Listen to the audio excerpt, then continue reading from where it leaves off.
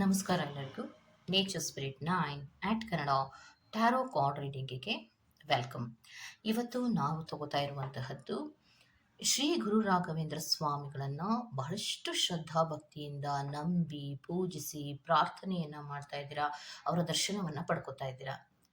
ನೀವು ಇಷ್ಟೊಂದು ಪೂಜಿಸಿ ಅವರನ್ನು ಪ್ರಾರ್ಥಿಸಿ ದರ್ಶನವನ್ನು ಮಾಡ್ಕೋತಾ ಇರುವಂತಹ ನಿಮಗೆ ರಾಘವೇಂದ್ರ ಸ್ವಾಮಿಗಳು ನಿಮ್ಮ ಜೊತೆಯಲ್ಲಿಯೇ ಇದ್ದಾರೆ ಅನ್ನೋದಕ್ಕೆ ಅವರು ನಿಮಗೆ ಸ್ಪಂದಿಸ್ತಾ ಇದ್ದಾರಾ, ಸೂಚನೆಗಳನ್ನು ನಿಮಗೆ ಕೊಡ್ತಾ ಇದ್ದಾರಾ ಅನ್ನೋದ್ರ ಬಗ್ಗೆ ನಾನು ಇವತ್ತಿನ ವಿಡಿಯೋವನ್ನು ಮಾಡ್ತಾ ಇದ್ದೀನಿ.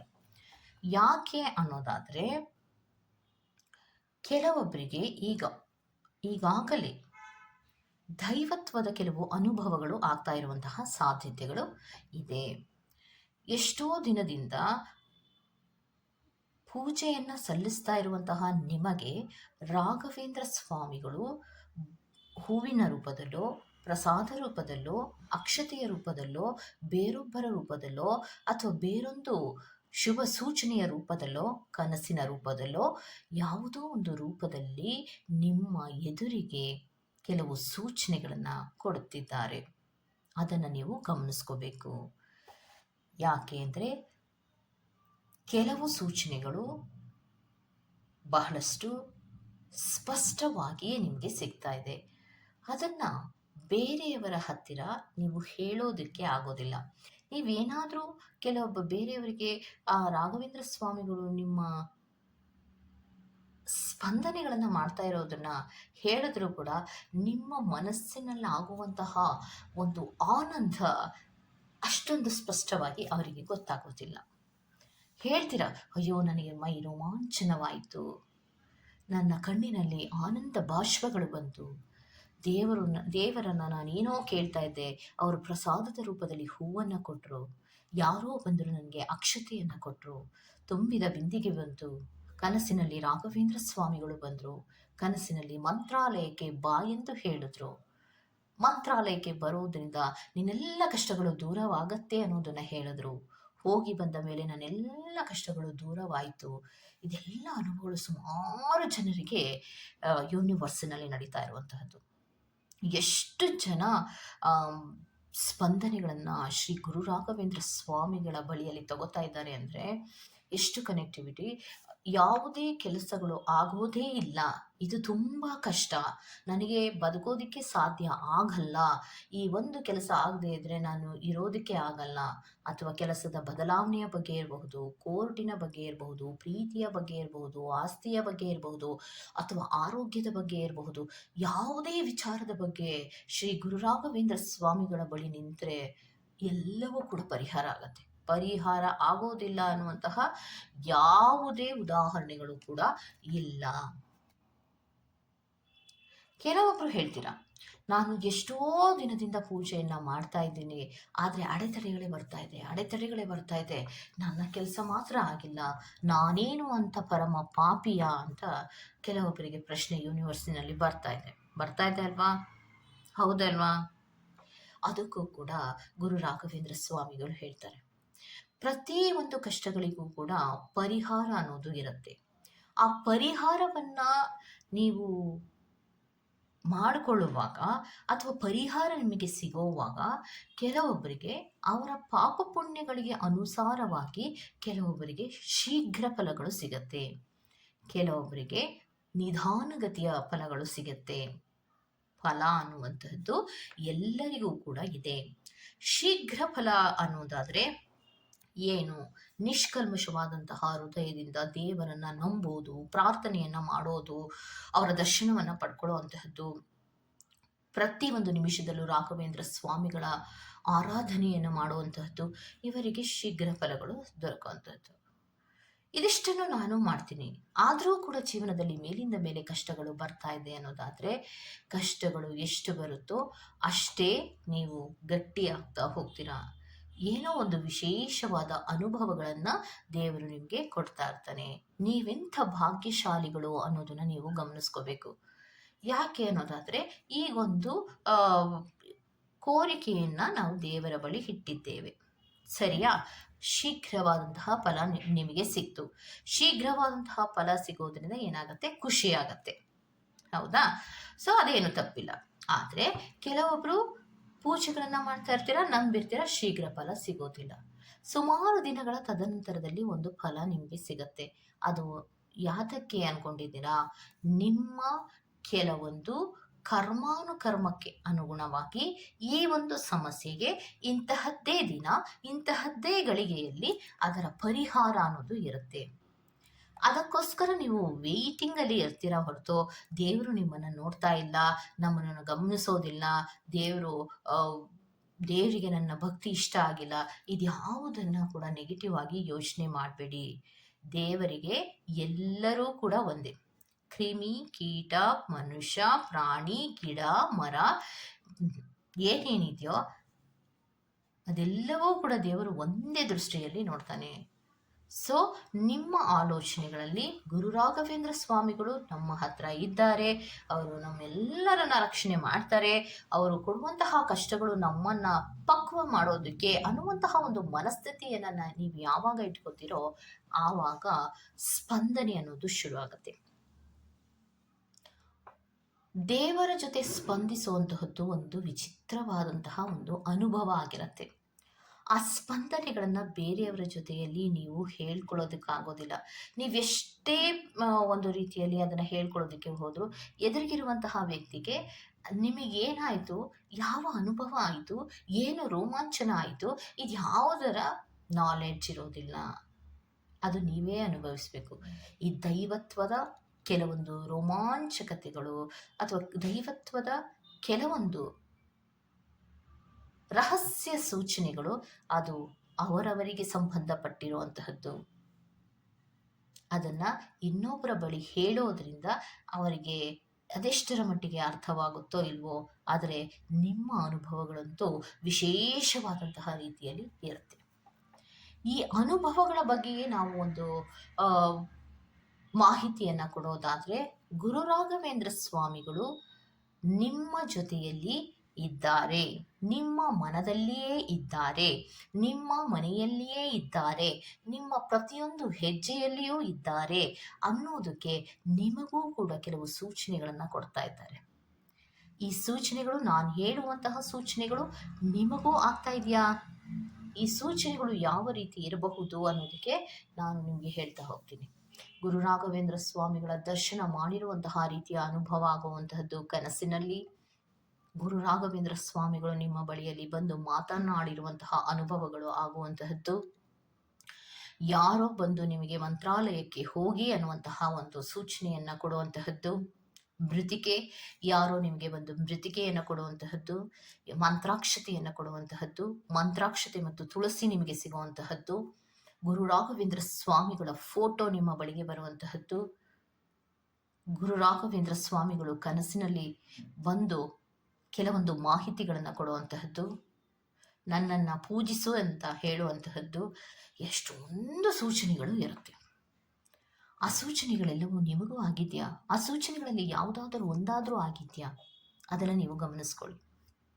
ಯಾಕೆ ಅಂದರೆ ದೇವರು ಹೂವನ್ನು ಕೂಡ ಕೊಡ್ತಾರೆ, ಪ್ರಸಾದವನ್ನು ಕೊಡ್ತಾರೆ, ಮೃತಿಕೆಯ ರೂಪದಲ್ಲಿ ಬರ್ತಾರೆ, ಅಕ್ಷತೆಯ ರೂಪದಲ್ಲಿ ಬರ್ತಾರೆ, ತುಳಸಿಯ ರೂಪದಲ್ಲಿ ಬರ್ತಾರೆ, ಫೋಟೋ ರೂಪದಲ್ಲಿ ಬರ್ತಾರೆ, ಬೇರೆ ಬೇರೆ ಅನುಭವಗಳ ರೂಪದಲ್ಲಿ ನಿಮ್ಮ ಮುಂದೆ ಬಂದಾಗ ನೀವು ಅದನ್ನು ಗಮನಿಸ್ತಾ ಇದ್ದೀರಾ? ನಿಮ್ಗೆಷ್ಟು ಸೂಚನೆಗಳನ್ನು ಗುರು ರಾಘವೇಂದ್ರ ಸ್ವಾಮಿಗಳು ಕೊಡ್ತಾ ಇದ್ದಾರೆ ಅದನ್ನು ನೀವು ನೋಡ್ತಾ ಇದ್ದೀರಾ? ಆ ಸೂಚನೆಗಳು ಯಾವುದಿರಬಹುದು ಅನ್ನುವಂತಹ ಕೆಲವೊಂದು ಮಾಹಿತಿಗಳನ್ನು ನಿಮಗೆ ಕೊಡ್ತಾ ಹೋಗ್ತೀನಿ. ಓಕೆ, ಸೊ ಅದನ್ನು ಗಮನಿಸ್ಕೊಳ್ಳಿ. ನಿಮಗೆ ನಿಮ್ಮ ಜೀವನದಲ್ಲಿ ಗುರು ರಾಘವೇಂದ್ರ ಸ್ವಾಮಿಗಳು ಯಾವ ರೀತಿಯ ಸೂಚನೆಗಳನ್ನು ಕೊಟ್ಟಿದ್ದಾರೆ ಅನ್ನೋದನ್ನು ನೀವು ನಮಗೆ ಕಾಮೆಂಟ್ ಸೆಕ್ಷನಲ್ಲಿ ತಿಳಿಸ್ಬೋದು. ಈ ತರಹದ ಕೆಲವು ಮಾಹಿತಿಗಳು, ಅದ್ಭುತ ಅನುಭವಗಳ ಮಾಹಿತಿಗಳು ನಿಮಗೆ ಬೇಕು ಅಂದರೆ ಖಂಡಿತವಾಗಿಯೂ ನನ್ನ ಹತ್ರ ನೀವು ಕಮೆಂಟ್ ಸೆಕ್ಷನಲ್ಲಿ ಶೇರ್ ಮಾಡಿಕೊಂಡ್ರೆ ಆ ತರಹದ ಕೆಲವು ಮಾಹಿತಿಗಳನ್ನು ವಿಡಿಯೋ ರೂಪದಲ್ಲಿ ನಿಮಗೆ ನಿಮ್ಮ ಮುಂದೆ ಬರೋ ಥರ ನಾವು ಮಾಡಬಹುದು. ಒಂದು ಒಂದು ಆಧ್ಯಾತ್ಮಿಕವಾದಂತಹ ಒಂದು ಅನುಭವಗಳನ್ನು ಪಡ್ಕೊಳ್ಳೋದಕ್ಕೆ ನೇರವಾಗಿಯೋ ಅಥವಾ ಪ್ರತ್ಯಕ್ಷವಾಗಿಯೋ ಅಥವಾ ಪರೋಕ್ಷವಾಗಿಯೋ ಕಾರಣಕರ್ತರಾಗ್ತೀರಾ ಅಂತ ಹೇಳ್ತಾ ನಾವು ಕೆಲವು ಸೂಚನೆಗಳ ಬಗ್ಗೆ ಮುಂದುವರಿಯೋಣ. ಓಕೆ, ನಿಮ್ಮ ಹತ್ತಿರದಲ್ಲಿಯೇ ಗುರು ರಾಘವೇಂದ್ರ ಸ್ವಾಮಿಗಳು ಇದ್ದಾರೆ. ಮನಸ್ಸಿನಲ್ಲಿ, ಮನದಲ್ಲಿ, ಪ್ರತಿಯೊಂದು ಹೆಜ್ಜೆಯಲ್ಲಿ, ಪ್ರತಿಯೊಂದು ಕಷ್ಟ ಸುಖಗಳಲ್ಲಿಯೂ ಕೂಡ ನಿಮ್ಮ ಜೊತೆಯಲ್ಲಿಯೇ ಇದ್ದಾರೆ. ಎಲ್ಲವನ್ನ ನಾನು ನೋಡ್ತಾ ಇದ್ದೇನೆ. ಎಲ್ಲದಕ್ಕೂ ಪರಿಹಾರ ಅನ್ನೋದನ್ನ ನಾನು ಮಾಡ್ತೀನಿ. ನಾನು ಇದ್ದೇನೆ ಅನ್ನೋದಕ್ಕೆ ಕೆಲವು ಸೂಚನೆಗಳನ್ನ ನಾನು ಹೇಗೆ ಕೊಡ್ತಾ ಇರ್ತೀನಿ ನಿಮಗೋಸ್ಕರ ಅನ್ನೋದನ್ನ ಹೇಳ್ತಾ ಇದ್ದಾರೆ ನೋಡಿ. ಮೊದಲನೆಯದಾಗಿ ಅವರು ಕೊಡುವಂತಹ ಸೂಚನೆ ಏನಾಗಿರತ್ತೆ ಅನ್ನೋದಾದ್ರೆ, ನಿಮ್ಮ ಜೀವನದಲ್ಲಿ ಗುರು ರಾಘವೇಂದ್ರ ಸ್ವಾಮಿಗಳನ್ನ ಯಾವಾಗ ನಂಬಿ ಪ್ರಾರ್ಥನೆಗಳನ್ನ ಮಾಡಿ ವ್ರತಾಚರಣೆಗಳನ್ನ ಮಾಡಿ ಅವರ ದರ್ಶನವನ್ನ ಪಡೆದು ಪೂಜಿಸ್ತಾ ಇರ್ತೀರೋ ಅವರಿಗೆ ಮೊದಲು ಅವರು ಕೊಡುವಂತಹ ಸೂಚನೆ ಏನು ಅಂದ್ರೆ, ನಿಮ್ಮೆಲ್ಲ ಕಷ್ಟಗಳು ದೂರವಾಗುವ ಸೂಚನೆಯನ್ನ ಅವರು ನಿಮಗೆ ಕನಸಿನ ಮೂಲಕ ತೋರಿಸ್ತಾರೆ. ಮತ್ತೆ ಇನ್ನೊಂದು ಏನು ಹೇಳ್ತಾರೆ ಅಂದ್ರೆ, ಅವರು ಏನು ನಿಮ್ಮ ಮನಸ್ಸಿನಲ್ಲಿ ಇದ್ದಂತಹ ಕಷ್ಟಗಳು ಏನಿತ್ತು, ಆರೋಗ್ಯದ ಸಮಸ್ಯೆಗಳು ಏನಿತ್ತು, ಅಥವಾ ಲೈಫಿನಲ್ಲಿ ನೀವು ಕಷ್ಟಪಡ್ತಾ ಇರುವಂತಹ ಕೆಲವು ಸಮಸ್ಯೆಗಳು, ಒಬ್ಬೊಬ್ಬರಿಗೆ ಒಂದೊಂಥರ ಇರುತ್ತೆ. ಆರೋಗ್ಯದ ಸಮಸ್ಯೆ ಕೆಲವೊಬ್ಬರಿಗೆ ಇದ್ರೆ, ಹಣಕಾಸಿನ ಸಮಸ್ಯೆ ಕೆಲವೊಬ್ಬರಿಗೆ ಇರುತ್ತೆ, ನಿದ್ರಾಹೀನತೆಯ ಸಮಸ್ಯೆ ಕೆಲವೊಬ್ಬರಿಗಿದ್ರೆ, ಕೆಲವೊಬ್ಬರಿಗೆ ಆಸ್ತಿಯ ಸಮಸ್ಯೆ ಇರುತ್ತೆ, ಕೆಲವೊಬ್ಬರಿಗೆ ಉದ್ಯೋಗದ ಸಮಸ್ಯೆ ಇರುತ್ತೆ, ಕೆಲವೊಬ್ಬರಿಗೆ ಮಕ್ಕಳ ಸಮಸ್ಯೆ ಇರುತ್ತೆ, ಕೆಲವೊಬ್ಬರಿಗೆ ತಂದೆ ತಾಯಿಗಳನ್ನ ನೋಡಿಕೊಳ್ಳುವಂತಹ ವಿಚಾರಗಳಿಗೆ ಸಂಬಂಧಪಟ್ಟಂತೆ ಕೆಲವೊಂದು ಫೇಸ್ ಅನ್ನ ಮಾಡ್ತಾ ಇರುವಂತಹದ್ದು, ಕೆಲವೊಬ್ಬರಿಗೆ ಫ್ಯಾಮಿಲಿ ಇಶ್ಯೂಸ್ಗಳಿಗೆ ಸಂಬಂಧಪಟ್ಟಂತಹ ಸಮಸ್ಯೆಗಳು ಇರುತ್ತೆ. ಇದೆಲ್ಲವನ್ನ ಕಡಿಮೆ ಮಾಡುವಂತಹ ಮೊದಲ ಸೂಚನೆಯನ್ನ ಕೊಡ್ತಾರೆ. ಯಾವಾಗ ನೀವು ಗುರು ರಾಘವೇಂದ್ರ ಸ್ವಾಮಿಗಳ ಬಳಿಯಲ್ಲಿ ಹೋಗ್ತಿರೋ, ಅವರ ಧ್ಯಾನವನ್ನ ಮಾಡ್ತಿರೋ, ಅವರ ಫೋಟೋ ಪೂಜೆಯನ್ನ ಯಾರೆಲ್ಲ ಮಾಡ್ತಿದ್ದೀರೋ ಅವರಿಗೆ ಮೊದಲು ನಿಮ್ಮ ಮನಸ್ಸಿನಲ್ಲಿ, ನಿಮ್ಮ ಮನೆಯಲ್ಲಿ ಒಂದು ನೆಮ್ಮದಿ ಬರುವ ತರ ಮಾಡ್ತಾರೆ. ಫಸ್ಟ್ ಕೆಲಸ ಅವರು. ಮತ್ತೆ ಆರೋಗ್ಯದ ಸಮಸ್ಯೆಗಳು ಏನೇ ಏರುಪೇರುಗಳಾಗ್ತಿದ್ರು ಅದರಲ್ಲಿ ಚೇತರಿಕೆಗಳು ಆಗುವ ತರಹ ಅವರು ಖಂಡಿತವಾಗಿಯೂ ಮಾಡ್ತಾರೆ. ಇವಾಗ ನಾನು ಎಷ್ಟೊಂದು ಸಮಸ್ಯೆಗಳನ್ನ ನಾನು ನಿಮಗೆ ಹೇಳಿದೆ. ನೀವೇ ನಿಮ್ಮ ಮನಸ್ಸು ಮುಟ್ಕೊಂಡು ನೋಡಿ ಹೇಳಿ. ನೀವು ರಾಘವೇಂದ್ರ ಸ್ವಾಮಿಗಳನ್ನ ಪೂಜಿಸಿದ ತದನಂತರದಲ್ಲಿ ನಿಮ್ಮ ಮನೆಯಲ್ಲಿ ನೆಮ್ಮದಿ ಇಲ್ವಾ? ಹಣಕಾಸಿನ ವ್ಯವಸ್ಥೆಗಳಲ್ಲಿ ನೀವು ಚೇತರಿಕೆಯನ್ನ ಕಾಣ್ಕೊಳ್ಳಿಲ್ವಾ? ಆರೋಗ್ಯದ ಸಮಸ್ಯೆಗಳಲ್ಲಿ ನೀವು ಚೇತರಿಕೆಯನ್ನ ಕಂಡುಕೊಂಡಿಲ್ವಾ? ಮೇಲಿಂದ ಮೇಲೆ ಆಗುತ್ತಿದ್ದಂತಹ ಜಗಳಗಳು ಕಡಿಮೆ ಆಗಿಲ್ವಾ? ಬಿಸ್ನೆಸ್ಸಿನಲ್ಲಿ ಲಾಸ್ ಆಗ್ತಾ ಇದ್ದಂತಹ ನಿಮಗೆ ಆ ಬಿಸ್ನೆಸ್ಸಿನಲ್ಲಿ ಇಂಪ್ರೂವ್ಮೆಂಟ್ ಅನ್ನೋದು ಕಾಣಲಿಲ್ವಾ? ನೀವು ನೆಮ್ಮದಿಯಾಗಿ ಇರುವಂತಹ ರೀತಿಯಲ್ಲಿ ಕೆಲವು ಜೀವನಗಳನ್ನು ನೀವು ಸಾಗಿಸ್ತಾ ಇದ್ದೀರಾ ತಾನೆ? ಅದೇ ಮೊದಲ ಸೂಚನೆ. ನಾನು ನಿನ್ನ ಹತ್ತಿರ ಬಂದಾಗ ನಿನ್ನಲ್ಲಿ ನೆಮ್ಮದಿ ಇರುತ್ತೆ, ನಿನಗೆ ಎಲ್ಲ ಸಮಸ್ಯೆಗಳು ದೂರ ಆಗ್ತಾ ಇದೆ ಅನ್ನುವಂತಹ ಸೂಚನೆಯನ್ನು ನಾನು ಕೊಡ್ತೀನಿ. ಯಾವುದಕ್ಕೋಸ್ಕರ ನೀನು ನನ್ನ ಬಳಿಯಲ್ಲಿ ಬಂದಿದ್ಯೋ, ನಾನು ನಿನ್ನ ಜೊತೆಯಲ್ಲಿ ಇದ್ದೀನಿ ಅನ್ನೋದಕ್ಕೆ ನೀನು ಕೇಳ್ಕೊಂಡಂತಹ ಕೆಲಸಗಳನ್ನ ನಾನು ನಿನಗೆ ಮಾಡಿಕೊಟ್ಟಿರ್ತೀನಿ, ಸಮಸ್ಯೆಗಳನ್ನ ಪರಿಹಾರ ಮಾಡಿಕೊಟ್ಟಿರ್ತೀನಿ. ಅದೇ ನಾನಿರುವ ಸೂಚನೆ ಅಲ್ಲವಾ? ಈ ಹಿಂದೆ ನನ್ನ ಹತ್ತಿರ ಬರೋದಕ್ಕೂ ಮುಂಚಿತವಾಗಿ ನಿನಗಿದ್ದಂತಹ ಸಮಸ್ಯೆಗೂ ನೀನು ನನ್ನ ಹತ್ತಿರ ಬಂದ ಮೇಲೆ ನಿನ್ನ ಸಮಸ್ಯೆಗಳ ಪರಿಹಾರವಾಗಿದೆ ಅಂದರೆ ಅದು ನಾನು ನಿನ್ನ ಜೊತೆ ಇದ್ದೀನಿ ಅನ್ನುವಂತಹ ಸೂಚನೆ ಅಲ್ಲವೇ ಅನ್ನೋದನ್ನ ಹೇಳ್ತಾ ಇದ್ದಾರೆ. ಸೊ ಅವರು ನಿಮ್ಮ ಜೊತೆಯಲ್ಲಿಯೇ ಇರ್ತಾರೆ.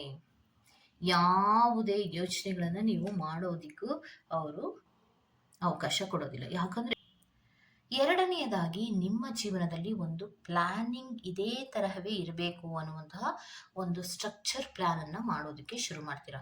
ದೇವರಲ್ಲಿ ನಂಬಿಕೆಯ ಜೊತೆಗೆ ಭಯವೂ ಇರುತ್ತೆ. ಭಯದ ಜೊತೆಗೆ ಭಕ್ತಿಯ ಜೊತೆಗೆ ಒಂದು ರೀತಿಯ ಪ್ಲಾನಿಂಗ್ಗಳನ್ನು ಮಾಡ್ಕೋತೀರಾ. ನಿಮ್ಮ ಜೀವನದಲ್ಲಿ ಹೀಗೆ ಇರಬೇಕು, ಹೀಗೆ ಮಾಡಬೇಕು, ಯಾರಿಗೂ ಮೋಸವನ್ನ ಮಾಡಬಾರ್ದು, ನಾನು ಒಳ್ಳೆಯದನ್ನೇ ಮಾಡಬೇಕು, ಗುರು ರಾಘವೇಂದ್ರ ಸ್ವಾಮಿಗಳು ನನ್ನ ನೋಡ್ತಾ ಇದ್ದಾರೆ ಅನ್ನುವಂತಹ ಯಾವಾಗಲೂ ಕೂಡ ಯೋಚನೆ ಮಾಡುವಂತಹ ಗುಣ ನಿಮ್ಮಲ್ಲಿ ಬರುತ್ತೆ. ಇನ್ನೊಂದು, ನಿಮ್ಮ ಜೀವನದಲ್ಲಿ ಯಾವುದೇ ಕೆಲಸಗಳಿಗೆ ಗುರು ರಾಘವೇಂದ್ರ ಸ್ವಾಮಿಗಳನ್ನ ನೆನಪು ಮಾಡಿಕೊಂಡು ನೀವು ಕೈ ಹಾಕಿದ್ರೂ ಕೂಡ ಆ ಕೆಲಸಗಳಲ್ಲಿ ಸಕ್ಸಸ್ ಅನ್ನೋದು ಆಗೇ ಆಗತ್ತೆ. ಅದರಲ್ಲಿ ಸೆಕೆಂಡ್ ಥಾಟೇ ಬೇಡ. ಸೊ ಆಗಿರುವಂತಹ ಉದಾಹರಣೆಗಳು ನಿಮಗೂ ಗೊತ್ತಿದೆ ಅಲ್ವಾ? ನಿಮ್ಮ ಜೀವನದಲ್ಲೂ ಅದೇ ಆಗಿದೆ ಅಲ್ವಾ? ಸೊ ಹಾಗಿದ್ರೆ ನೀವು ಗುರು ರಾಘವೇಂದ್ರ ಸ್ವಾಮಿಗಳನ್ನ ಪ್ರಾರ್ಥನೆ ಮಾಡಿದ ತದನಂತರದಲ್ಲಿ ಇದೆಲ್ಲವೂ ಬದಲಾವಣೆಗಳು ನಿಮ್ಮ ಜೀವನದಲ್ಲಿ ಆಗ್ತಾ ಇದೆ ಅಂದ್ರೆ ಗುರು ರಾಘವೇಂದ್ರ ಸ್ವಾಮಿಗಳು ನಿಮ್ಮ ಜೊತೆಯಲ್ಲಿ ಇಲ್ವಾ? ಯೋಚನೆ ಮಾಡಿ. ಸೊ ಮತ್ತೊಂದು, ಯಾವಾಗಲೂ ಕೂಡ ನಿಮ್ಮ ಜೀವನದಲ್ಲಿ ಲಾಸಸ್ ಆಗ್ತಾ ಇತ್ತು, ಅಳ್ತಾ ಇದ್ದೆ, ನೋವು ಪಡ್ತಾ ಇದ್ದೆ, ಏನ್ ಮಾಡ್ಬೇಕೋ ನನಗೆ ಗೊತ್ತಾಗ್ತಾ ಇಲ್ಲ ಅಂತಿದ್ದೆ, ದೇವ್ರೇ ನೀನೇ ದಿಕ್ಕು ನನಗೆ ಅಂತ ಬಂದು ನೀನು ನನ್ನ ಮುಂದೆ ಅತ್ತೆ ಗೋಗರದೆ, ಜೀವನದಲ್ಲಿ ನನಗೆ ಬೇರೆ ಯಾರು ಇಲ್ಲ, ನೀನೇ ನನ್ನ ದಿಕ್ಕು ಅಂತ ಹೇಳಿದಂತಹ ನಿಮಗೆ ಗುರು ರಾಘವೇಂದ್ರ ಸ್ವಾಮಿಗಳು ನಿಮ್ಮ ಜೀವನದಲ್ಲಿ ಕೆಲವೊಂದು ಸಮಾಧಾನವನ್ನು, ನೆಮ್ಮದಿಯನ್ನು, ದಾರಿಯನ್ನು ತೋರಿಸಿಲ್ವಾ? ಅದು ದೇವರಿರುವ ಸೂಚನೆ ಅಲ್ವಾ? ಅದನ್ನು ನೀವು ಗಮನಿಸ್ಕೋಬೇಕು. ಮತ್ತು ಈ ಜೀವನದಲ್ಲಿ ಎಷ್ಟೊಂದು ಭಯ ಪಡ್ತಾ ಇದ್ದಂತಹ ನೀವು ಬಹಳಷ್ಟು ಧೈರ್ಯದಲ್ಲಿ ಮುಂದೆ ಹೋಗ್ತೀರಾ. ಯಾತಕ್ಕೆ ಹೋಗ್ತೀರಾ? ಗುರು ರಾಘವೇಂದ್ರ ಸ್ವಾಮಿಗಳು ನನ್ನ ಕೈ ಹಿಡಿತಾರೆ, ಯಾರು ಮೋಸ ಮಾಡಿದ್ರು ಕೂಡ ನನಗೆ ಗುರು ರಾಘವೇಂದ್ರ ಸ್ವಾಮಿಗಳು ನನಗೆ ಮೋಸ ಮಾಡೋದಿಲ್ಲ. ನನ್ನ ಭಕ್ತಿ ಅಂತಹದ್ದು. ಭಕ್ತಿಗೆ, ದೇವರ ಮೇಲೆ ಇಟ್ಟಿರುವಂತಹ ಪ್ರೀತಿಗೆ, ನಿಮ್ಮಲ್ಲಿರುವಂತಹ ಗಾಢವಾದ ನಂಬಿಕೆಗೆ ದೇವರು ಬರದೇ ಇರ್ತಾರ? ನಿಮಗೆ ಸಹಾಯವನ್ನು ಮಾಡದೇ ಇರ್ತಾರ? ಖಂಡಿತವಾಗಿಯೂ ನಿಮ್ಮ ಬಳಿ ಬರ್ತಾರೆ. ಎಲ್ಲ ಕೆಲಸಗಳನ್ನು ಕಂಪ್ಲೀಟ್ ಮಾಡ್ಕೋತಾ ಇರ್ತೀರಾ, ಸಮಾಧಾನಕರವಾದಂತಹ ರೀತಿಯಲ್ಲಿ ಇರ್ತೀರಾ, ನೆಮ್ಮದಿಯ ಜೀವನವನ್ನು ಮಾಡ್ತಾ ಇರ್ತೀರಾ, ಬಿಸ್ನೆಸ್ಸನ್ನು ಶುರು ಮಾಡ್ಕೊಂಡಿರ್ತೀರಾ, ಕೆಲವೊಬ್ರು ಫೈನಾನ್ಷಿಯಲ್ ಇಂಪ್ರೂವ್ಮೆಂಟನ್ನು ಕಾಣ್ಕೊಂಡಿರ್ತೀರಾ. ಏನೂ ಇಲ್ಲದಂತಹ ನಿಮಗೆ ಎಲ್ಲವನ್ನ ಗುರು ರಾಘವೇಂದ್ರ ಸ್ವಾಮಿಗಳೇ ಕೊಟ್ಟಿರ್ತಾರೆ. ಧೈರ್ಯವನ್ನು ಯಾರ್ಯಾರಿಗೆ ಏನೇನೋ ಬೇಕೋ ಅದೆಲ್ಲವನ್ನು ಕರುಣಿಸಿರ್ತಾರೆ. ಕೆಲವೊಬ್ಬರಿಗೆ ಧೈರ್ಯ ಬೇಕು, ಕೆಲವೊಬ್ಬರಿಗೆ ಆರೋಗ್ಯ ಬೇಕು, ಕೆಲವೊಬ್ಬರಿಗೆ ಹಣ ಬೇಕು, ಕೆಲವೊಬ್ಬರಿಗೆ ನೆಮ್ಮದಿ ಬೇಕು, ಕೆಲವೊಬ್ಬರಿಗೆ ತನ್ನದೇ ಆದಂತಹ ರೀತಿಯಲ್ಲಿ ಜೀವನವನ್ನು ಮಾಡೋದಕ್ಕೆ ಏನೇನೋ ಬೇಕೋ ಅದೆಲ್ಲವನ್ನ ನೀವು ದೇವರ ಬಳಿಯಲ್ಲಿ ಕೇಳ್ಕೊತೀರಾ, ಅದನ್ನು ಪಡ್ಕೋತೀರಾ ಅಂದಮೇಲೆ ದೇವರು ನಿಮ್ಮನ್ನು ನೋಡಿರ್ತಾರೆ, ನಿಮ್ಮ ಪ್ರಾರ್ಥನೆಯನ್ನು ಆಲಿಸಿರ್ತಾರೆ, ನಿಮ್ಮ ಬಳಿಗೆ ಏನು ಬೇಕೋ ಅದನ್ನು ಕೊಟ್ಟಿರ್ತಾರೆ ಅಂದಮೇಲೆ ನಾನಿರುವಂತಹ ಸೂಚನೆಯೇ ಅಲ್ಲವಾ ಅನ್ನೋದು ಗುರು ರಾಘವೇಂದ್ರ ಸ್ವಾಮಿಗಳು ಹೇಳುವಂತಹದ್ದು. ಇನ್ನೊಂದು, ಆರ್ಥಿಕವಾಗಿ ಎಲ್ಲ ನಷ್ಟಗಳನ್ನು ಅನುಭವಿಸ್ತಿದ್ರಿ, ಬಡತನದ ಸಮಸ್ಯೆಗಳನ್ನು ಅನುಭವಿಸ್ತಾ ಇದ್ರಿ, ಮತ್ತೆ ಒಂಟಿಯಾಗಿ ಕೂತ್ಕೊಂಡು ಅಳ್ತಾ ಇದ್ರಿ. ಕೆಲವೊಬ್ಬರಿಗೆ ಕೆಲಸವೇ ಇರಲಿಲ್ಲ, ಕೆಲವೊಬ್ಬರಿಗೆ ಹಣವೇ ಇರಲಿಲ್ಲ, ಕೆಲವೊಬ್ಬರಿಗೆ ನೆಮ್ಮದಿ ಇರಲಿಲ್ಲ. ರಿಲೇಶನ್ಶಿಪ್ಪಿನ ವಿಚಾರದಲ್ಲಿ ಅದೆಷ್ಟು ನೋವನ್ನು ನೀವು ಪಟ್ಟಿದ್ರಿ. ಯಾರೂ ಇಲ್ಲ ಅನ್ನುವಂತಹ ನಿಮಗೆ ಎಲ್ಲವನ್ನ ಕೊಟ್ರಲ್ವಾ ಗುರು ರಾಘವೇಂದ್ರ ಸ್ವಾಮಿಗಳು? ಅಷ್ಟೇ ಸಾಕಲ್ವಾ ನಿಮ್ಮ ಜೊತೆ ಅವರಿದ್ದಾರೆ ಅನ್ನೋದಕ್ಕೆ? ಸೊ ಯಾರಿಗೆ ಬಹಳಷ್ಟು ಈಸಿಯಾಗಿ ದೇವರು ಸ್ಪಂದಿಸ್ತಾ ಇರ್ತಾರೋ,